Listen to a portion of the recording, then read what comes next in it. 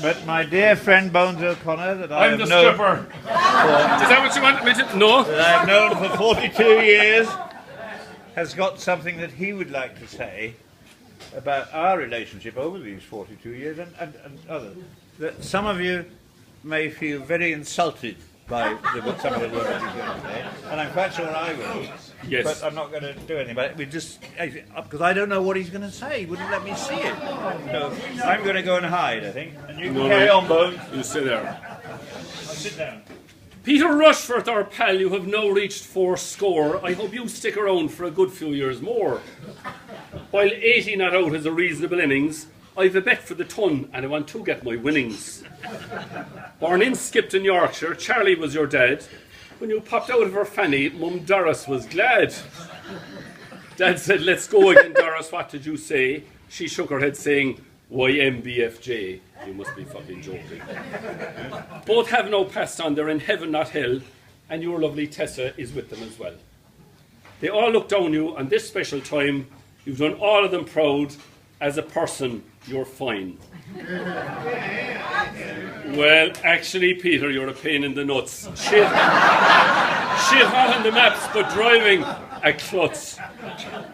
You got your education at Ampleforth School, where you excelled in the subject of playing the fool. There you met Mike Wilson, who was your lifelong pal. His widow's here with us. Jackie, you are some gal. From there you went to Oxford. Physics was what you read. You missed many classes as you were still in bed. One night after the pub at a party you crashed, a vision of beauty before you she passed. You were smitten by Tessa, your soulmate in life. Why did it take a decade to make her your wife? 1960 you met her, in 70 you wed. Was your wedding night the first time that you shared her bed? The 8th of July was the best day of your life when Tessa Henshaw said, I will be your wife. And she said as a bonus for a sister-in-law you'll get a really nice person by the name of Janet. You went in St. Thomas Church in High Lane, Stockport. Your honeymoon plans included some rally sport. 47 great years you were husband and wife, until 2 years ago when Tessa left this life.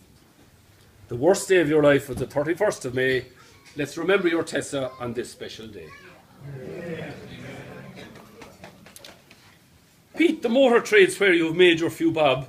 No surprise your favourite film's The Italian Job. No tears now, I'll do that.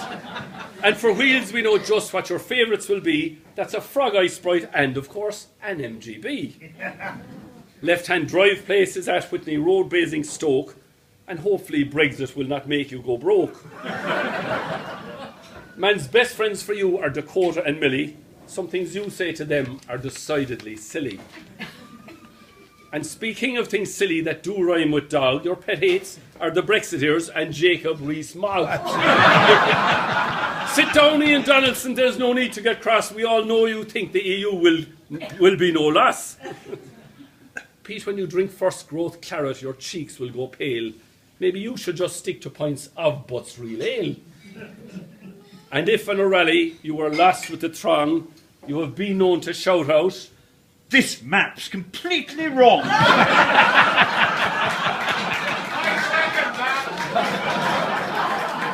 do I. When pissed, you get that stupid look on your face as you strum on your invisible double bass. And those so stylish cardies, oh fuck, they were bad. With the pipe in the pocket, you really were sad. You've been rallying now for about 60 years and drunk some wine and spirits and 1 or 2 beers. In 1961, Peter won his first prize in the Northern Lights Rally, and here's a surprise. He was driving the car. Now that's a concern. And in second place was the late Nigel. Rayburn. The people he sat with now number 4 score, but there is still time left to add on a few more. 17 have passed on. They have gone OTL. And from what Peter told me, most will be in hell. He's won rallies with 9, so Peter's no clown. And with 10 different drivers, he has been upside down. Some of them are here today. They are. A number were birds, but most drivers were men. Most are from the UK, but from Ireland came 10. But as well as sitting in with those men from the bog, you've had a Peruvian, a Swede, and a frog. And speaking of Peru, do you remember the Lima, driven by Noel Francis? That car was a screamer. But you must have been really as sick as a parrot when you sat with Anton Luro, the frog we call Carrot. And just to finish off what I penned on this page, your CV says you sat with a chap from Norvège. I can't mention all the names Peter gave me, so I'll start with those who came from over the sea. Tom Callens from Dublin, he's looking quite well. His pa-in-law was fond of saying, "Sound as a bell." And another old face that I see in the throng is the quick Volvo driver, young Phillip Armstrong. How are you? Frank Fennell's a lensman, his throat is a mess. I first saw him drive an NSU TTS. Sometimes Drexel Gillespie's a bit of a brat. I like him lots, and thankfully so does Pat. Alan Verso's from Cork, I'm glad he came over. His weakness is usually a large vodka and soda. For today I asked Peter to check his rally file.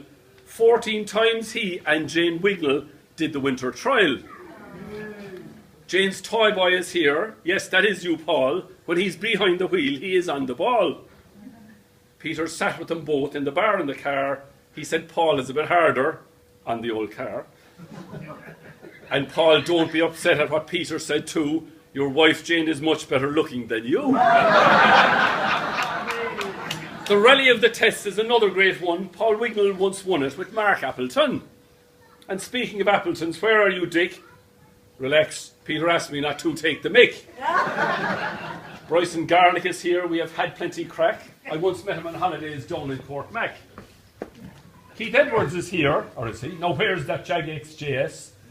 Cliff England, calm down and please don't make a mess. Brian Fields has passed on, but he's here as a ghost. I'll have to shout loud, he's as deaf as a post. And speaking of deaf, we have Dennis Nardell. For such an old fart, you're looking quite well. Alan Pettit crashed into a bridge down in France. John Abel drove so fast that you pissed your pants. Jim Bowie is coming, he'll be here after 3. His excuse is he was doing a 12-car rally. David Pengelly, Peter thinks you drive too fast. Alan Warren, it's a while since you have had a blast. Keith Harrop in Cork had a bit of a ding.